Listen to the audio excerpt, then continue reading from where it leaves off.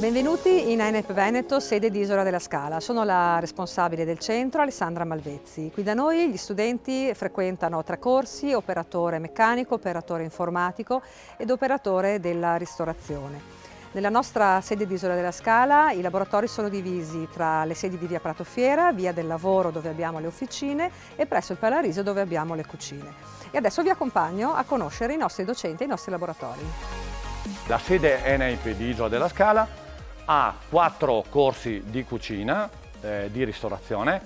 Si parte da un primo anno dove i ragazzi si approcciano alle prime armi con il taglio delle verdure, ha un secondo e un terzo anno dove acquisiscono dopo un esame una qualifica di preparatore pasti, sino ad arrivare ai ragazzi alle mie spalle, quarto anno, con il progetto duale, ovvero alternanza scuola-lavoro, dove i ragazzi lavorano in piena autonomia e realizzano delle ricette abbastanza sofisticate.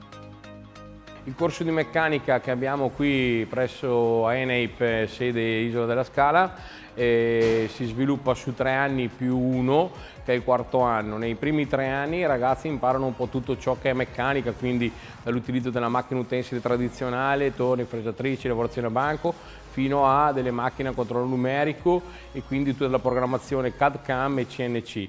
Poi nel quarto anno invece andiamo a svilupparci con il diploma di Digital Maker, quindi di artigiano digitale, dove diamo ai ragazzi ulteriori competenze anche rispetto all'elettronica, fino allo sviluppo di prototipi con stampanti 3D. Durante il nostro percorso, oltre alla parte di laboratorio, i ragazzi imparano anche la parte di progettazione meccanica in aula di informatica con i software più utilizzati nell'industria meccanica, quindi AutoCAD, SolidWorks e un simulatore di CAD/CAM che è GoToCAM 2. Cerchiamo di, a più ampio raggio, dare tutte le competenze necessarie che poi, concludendosi con lo stage, i ragazzi abbiano tutto ciò che gli serve per entrare nel mondo del lavoro da tecnici.